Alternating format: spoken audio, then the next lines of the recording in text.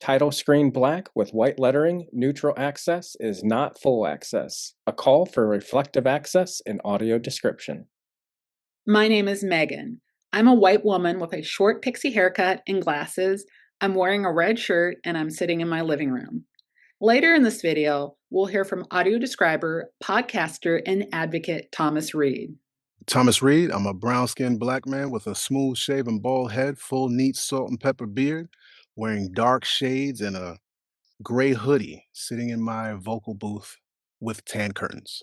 The way we describe ourselves functions as a form of audio description, brief narration of visual details created for blind and low vision audiences.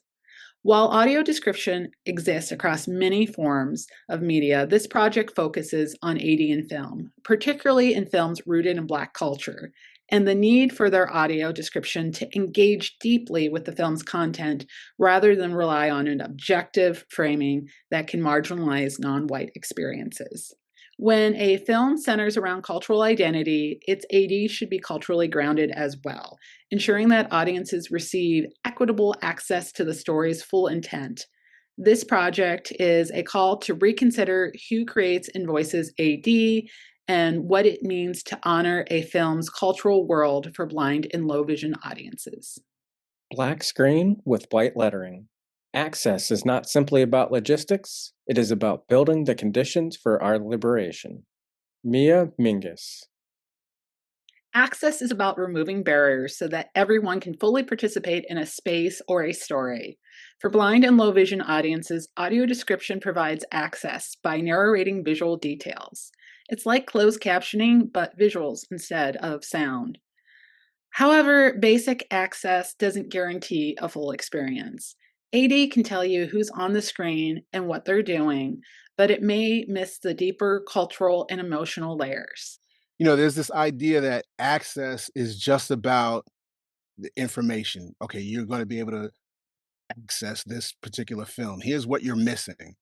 But there's the experience part of the movie that is so important to that, right? So that is one of those things where I say that's the difference. That's one thing that makes a difference between just access and equitable access, because the experience matters. Equitable access isn't just about following the plot, it's being invited to be a part of the full depth of the story. A neutral AD track may meet the basic requirements of access, but it still leaves people disconnected from the film's true intent. The process of creating audio description. It's important to understand where audio description actually comes from because the process shapes what ends up being on the final track. AD is added after the film is completed. Once it's edited, locked, color is set, and sound design is done. Image of the Black Panther poster, followed by the word deluxe with the red circle around it on a white background. Using Black Panther as an example, Disney sent the completed film to an audio description vendor, in this case, Deluxe. From there, an AD director is assigned to manage the process. The director then hires a scriptwriter who watches the movie several times and starts building a script that fits into the tiny pockets of space in between the dialogue and sound. With Thomas. With audio description, the main constraint is the time to provide that detail. And so choices are always going to have to be made. Some companies add another step here, blind or low vision quality control, but it's not always guaranteed.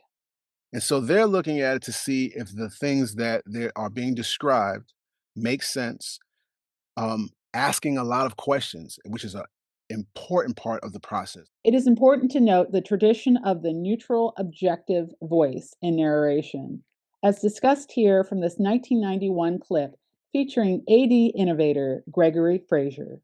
Video of a white man with salt and pepper hair. So we stress objectivity. We don't like to describe interpretations or opinions or give those. We want to describe objective, quote, reality. After revisions, the director chooses a narrator who records the script, usually using that same neutral voice. And then one of the most overlooked parts in AD happens, the mix. With Thomas. Sometimes the AD narrator, you can just, it just sounds like they're in their bathroom. Sometimes you have to turn it up because the volume was too high when you had the narrator up, and then now the film is too high, I should say, because you had to raise the volume for the narrator. So the mix is extremely important. Once the recording and mixing are done, the AD track is finalized and the film is ready for distribution. Director Ryan Coogler looks at a monitor followed by video on the set of Black Panther. Ryan Coogler worked with thousands of artists to make Black Panther. This just wasn't the 18th Marvel film. This was an event. The first Marvel film led by a Black male hero played by the incredible Chadwick Boseman. Every detail, from costumes to hair to set design, was intentionally rooted in Black culture and Afrofuturism. But how does the audio description hold up? The narration choice was certainly a choice. 1992, Oakland, California. At night, kids play basketball in an inner-city court. Two athletic, shaven-headed warrior women walk in, wearing red leather. A young guy with his hair shaved at the sides and short dreadlocks tied up on top is looking at ancient African artifacts. Don't scare me like that, colonizer. And it's not just about the voice they selected. The script writing fails to tell the story too. When someone described the Black Panther's ship, the spaceship thing, and how they had a shot of it, I guess, from underneath or overhead, and it looked like an African art, like a mask. And I was like, really? They didn't say anything about that. And I was like, wow, that's important. That is important. Some lines are just written very irresponsibly. The ape's head mask has a gaping mouth with savage teeth. Megan looks shocked and uncomfortable. Savage is not a neutral word choice. It's racist, it's dehumanizing, and historically this word has been used by colonizers against people of color. Hearing it used here so casually, spoken by this narrator in this context, is jarring, and it's also very inappropriate. Throughout this film, the AD also flattens cultural details. The Queen's elaborate Zulu-inspired headpiece becomes a hat. T'Challa's intricately embroidered Wakandan royal tunic becomes a jacket. T'Chaka's ancestral garment, a kente-styled ceremonial wrap rooted in West African tradition, is reduced to just a robe. Even black hair, a major part of the film's visual language, is glossed over or misdescribed. Killmonger's locks get labeled as a top knot. This is where the so-called neutral or objective AD voice completely fails. Neutrality becomes erasure. By generalizing cultural specific imagery into bland, westernized terms, the AD whitewashes a story that was built to celebrate Black culture. Also, the narrator pronounces Wakanda wrong. Wakanda.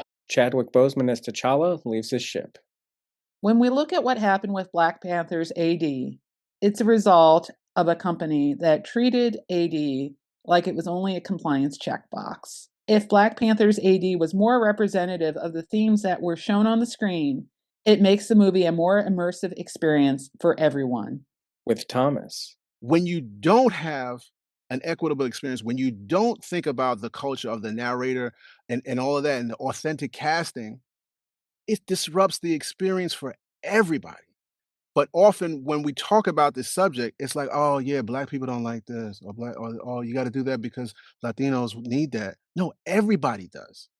Everybody enjoys in the film, right? They're going there to watch this film for a particular reason. The film was created, whatever it's about, it's created by whoever it was created. If it's in a culture, like I said, they're going there for that. AD can become a form of infantilization when it chooses to omit details such as race, gender, and sex from its descriptions. Prior to a few years back, it was as though they would never describe anyone. And so, the community, including myself, was like, well, that erases people of color from the screen. We don't know. Someone else, that filter, someone else is telling us how we need to interpret it. Oh, race is not important. Gender is not important in this particular case. The thing about Black Panther's AD track is it inspired people like Thomas Reed to make sure that Disney heard about it. Clips from Wakanda Forever. In the 2022 sequel, Black Panther: Wakanda Forever featured an African-American narrator Also, the script writing made real strides towards more accurate, culturally grounded descriptions. Film is widely considered to be an art form, but so is audio description. Crafting concise, accurate, emotionally aligned details that complement a story is artistic. AD shouldn't be an afterthought. It's access. It is an extension of the story itself. They're trying, and more places are trying to get more writers of color. Now there are efforts to get more writers of color involved. But even when you don't have a writer of color, I mean, the writers just need to do research. They need to do it, and so more of them are doing that. And then the same is true around getting more voices. So some places are doing that, trying to get more voices of color. Some are better than others. The truth is that audio description vendors aren't given much access to the film beyond the film itself. Rarely are they ever provided a copy of the script. How can the describers ever truly provide a reflection of what the film intended unless the filmmakers are more meaningfully involved in the access process? That's the only way I think that AD is truly going to represent the art, right? The art that it is giving access to. If the artists themselves are involved, it would be a whole different story. If Ryan Coogler was involved in the process. There are a lot of frameworks for thinking about access: equitable, structural, collective, relational, but none of them fully address what I'm trying to express here. When you have access, but it also kind of intersects with race, disability, gender, all of these themes. I am proposing a new terminology called reflective access, a framework where AD just doesn't tell you what's happening, but it reflects why it matters within the culture of the story. When AD aligns with a story's cultural world, it also makes the film's themes more accessible to all audiences, both blind and sighted. If a film is rooted in Black culture, the AD should reflect that. If it's Indigenous, queer, disabled, Latinx, it shouldn't be viewed through this very narrow lens of objectiveness. It should provide these details. Early AD creators like Gregory Fraser worried about changing a film's intent, but sighted audiences already get these cultural contexts through the visuals. Blind audiences deserve that as well. That's being equitable. Reflective access isn't about adding something extra or changing something. It's about refusing to take something away. It allows the AD to join the story instead of sitting on the outside of it. And that's for the future that I'm arguing for.